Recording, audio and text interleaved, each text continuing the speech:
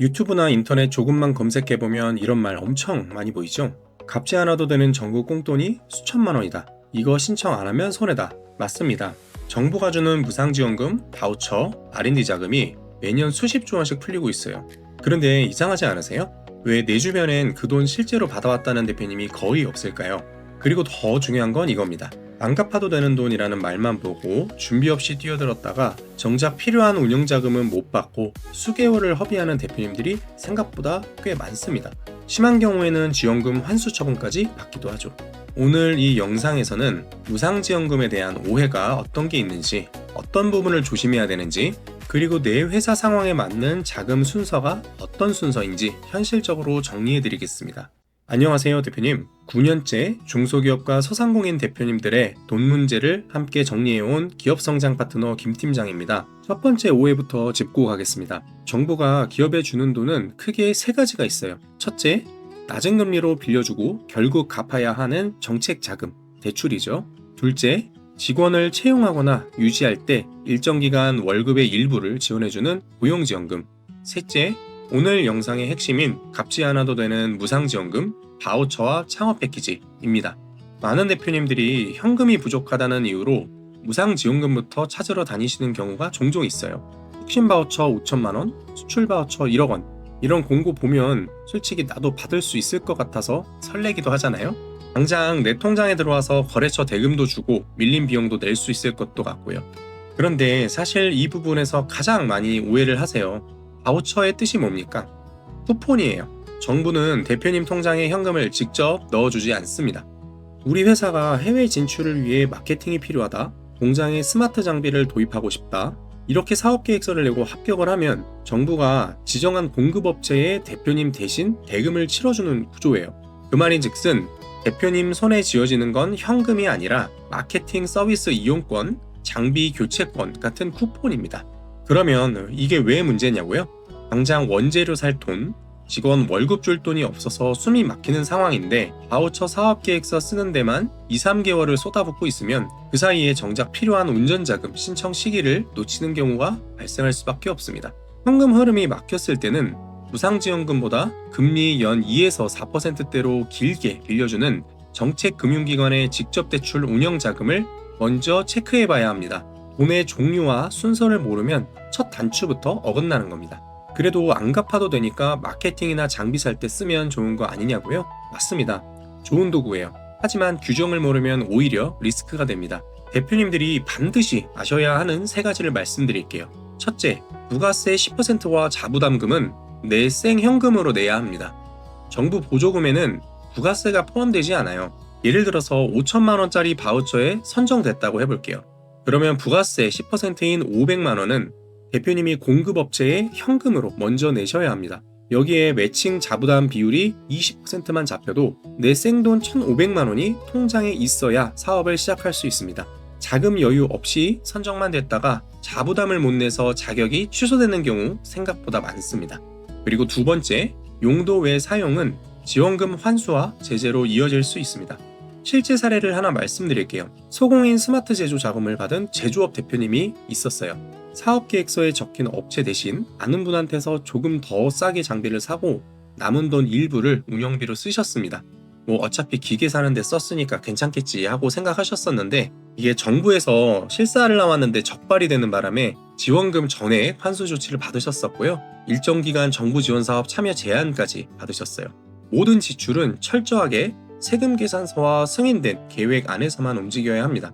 규정이 복잡하다고 느껴지면 시작 전에 수행기관이나 담당 기관에 먼저 확인하는 게 맞습니다. 셋째, 불법 브로커 문제입니다. 내가 아는 공단 직원이 있다. 서류 대리 작성해 줄 테니 성공보수 30%를 달라. 이런 접근은 대부분 위법 영역입니다. 허위 서류로 지원금을 받다 적발되면 브로커는 도망가고 법적 책임과 환수 의무는 대표님이 지게 됩니다. 정부 보조금 부정수급 제재는 환수에 그치지 않고 형사 고발로 이어질 수 있는 사안이에요. 그만큼 반드시 주의하셔야 합니다. 그럼 브로커 없이 수백만 원짜리 대행 비용 없이 내 힘으로 합격하려면 어떻게 해야 할까요? 바로 심사위원회 시각으로 써야 합니다. 많은 대표님들이 사업계획서를 쓰실 때 경기가 너무 어렵습니다. 이 돈만 주시면 열심히 하겠습니다 같은 어떻게 보면 감정 호소문 같은 글을 쓰시는 경우가 종종 있죠. 심사위원들은 하루에 이런 서류를 수십 개에서 수백 개씩 검토를 해요. 감정에 호소하는 서류는 판단 기준이 없으니 오히려 설득력이 약합니다. 핵심을 말씀드릴게요. 정부 지원 사업의 본질은 기브 앤 테이크입니다. 일반 은행은 담보 있어? 이자 낼 매출은 있어? 이런 것들을 보지만 정부 심사역은 세금을 집행하는 입장이에요. 그래서 그들이 가장 중요하게 보는 건 이겁니다. 이 기업이 이 돈을 받고 실제로 고용을 늘리거나 매출을 키울 수가 있는가? 그러니 합격하는 사업계획서는 언어 자체가 달라야 해요. 딱 5가지 문장 공식을 기억해 두세요. 첫 번째, 현재 병목, 수기 입력 방식으로 주문 오류가 월 5% 발생해 납기 이탈 리스크가 있습니다. 이런 식으로 작성하는 거죠. 그리고 두 번째, 도입 서비스, 스마트 서비스 바우처를 통해 AI 기반 주문 자동화 솔루션을 도입하도록 하겠습니다. 세 번째, 투자 후 변화, 오류율을 0%대로 낮추고 주문 처리 속도를 40% 이상 향상시키겠습니다. 네 번째, 고용과 매출 연결, 이를 통해 확보한 여력으로 신규 거래처 2곳을 확장하고 내년에 청년 인력 1명을 추가 채용하겠습니다. 다섯 번째, 지속성, 자부담과 관련 비용은 개선된 매출로 충분히 감당이 가능합니다. 어떻나요? 어렵다, 살려달라 이런 게 아니라 이 돈을 주면 이만큼 생산성을 올리고 직원을 1명 더 뽑겠다. 이렇게 당당한 비즈니스 제안을 해야 심사위원이 안심하고 결제를 할 수 있는 겁니다. 숫자가 없으면 설득도 없고 숫자가 있어도 고용과 매출 성장으로 연결되지 않으면 약합니다. 이 2가지가 핵심이니 반드시 기억을 해두세요. 마지막으로 실전 관점에서 가장 중요한 얘기입니다. 정부 자금은 한 번 받고 끝나는 구조는 아닙니다. 회사 성장 단계에 맞춰 순서대로 엮어 써야 진짜 효과가 나요. 처음부터 억 단위 대형 자금을 무리하게 신청하면 재무제표, 스펙이 안 맞아서 탈락하는 경우가 대부분입니다. 그래서 저는 계단식으로 올라가시는 것을 추천을 드려요. 예를 들어 매출 5억 미만의 소상공인, 초기 창업자 같은 경우는 당장 현금이 급하다면 지역 신용보증재단이나 소상공인시장진흥공단의 소액 운영자금, 보통은 3천만 원에서 5천만 원 선에서 많이 승인되는 편인데 이 자금으로 순통부터 먼저 틔우시고요. 동시에 혁신 바우처나 데이터 바우처처럼 자부담 비율이 낮은 바우처를 활용해서 마케팅, 홈페이지, 업무 자동화 기반을 만들어 두시면 됩니다. 두 번째 단계로는 스펙 쌓기와 가점 확보에 집중하셔야 해요. 작은 자금을 성실하게 상환하면서 매출이 올랐다면 이 시점에서 반드시 챙겨야 하는 게 있어요. 아마 한 번쯤은 들어보신 적이 있으실 겁니다. 벤처기업 인증, 이노비즈 인증, 기업부설 연구소 인증, 이 외에도 ISO 인증, 메인비즈 인증 등 다양한 인증들이 있는데요. 이 인증들을 순서에 맞게 취득을 해 두시면 정부 심사에서 가점이 붙고 신뢰도 자체가 달라집니다. 심사위원 입장에서 이미 검증받은 기업이구나 라는 신호가 되거든요. 세 번째 단계로는 체급 점프, 매출이 5억에서 10억 이상으로 넘어가는 단계의 기업입니다.